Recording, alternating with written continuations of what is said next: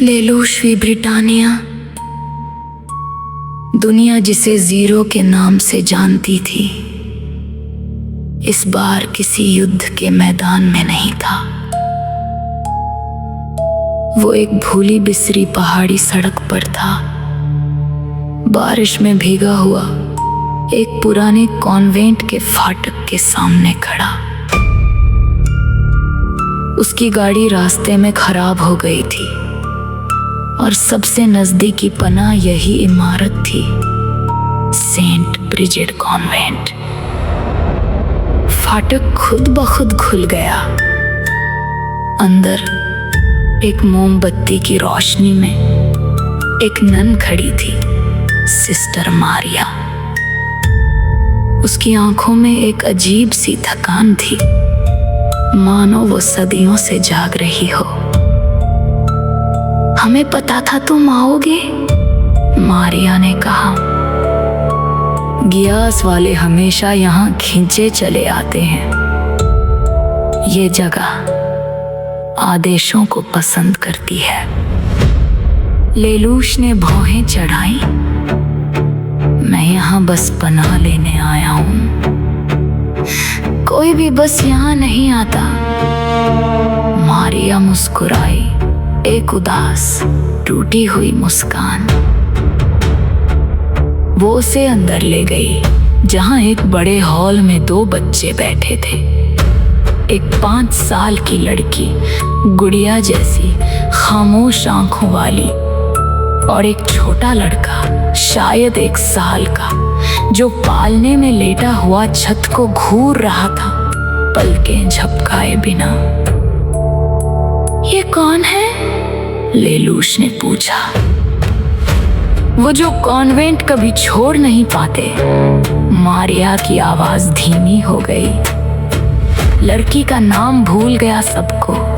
यहाँ बस वो 5 साल की उम्र में रुकी हुई है, 20 साल से। लड़का वो 1 साल का पैदा हुआ था और 1 साल का ही रहेगा हमेशा।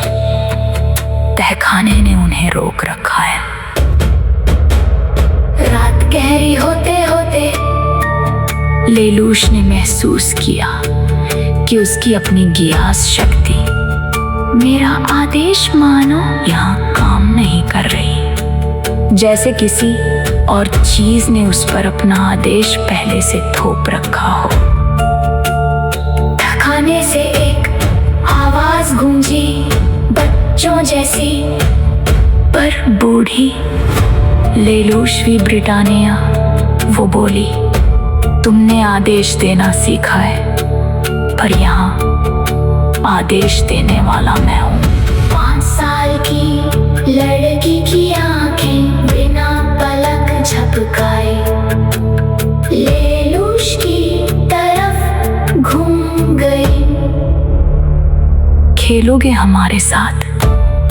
उसने पूछा, और उसकी आवाज में वही बोहरा सुर था जो मारिया की आवाज में कभी कभी झलकता, जैसे 2 लोग एक साथ बोल रहे हों। पालने में लेटा बच्चा हंसने लगा, एक ऐसी हंसी जो किसी 1 साल के बच्चे की नहीं हो सकती। गहरी पुरानी तहखाने की सीढ़ियों तक गूंजती हुई। मारिया ने लेलूश की बांह पकड़ ली, उसकी उंगलियां बर्फ जैसी ठंडी। बहुत देर हो गई, उसने कहा। एक बार जब वो तुम्हारा नाम पुकार लेती है, कॉन्वेंट तुम्हें आदेश देना शुरू कर देता है। और यहाँ फादर, यहाँ तुम्हारा गियास किसी काम का नहीं।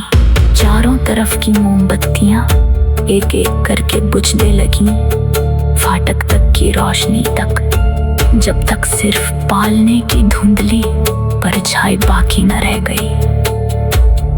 और उसमें से वो हंसी, बिना रुके, बिना थके, अंधेरे में गूंजती रही।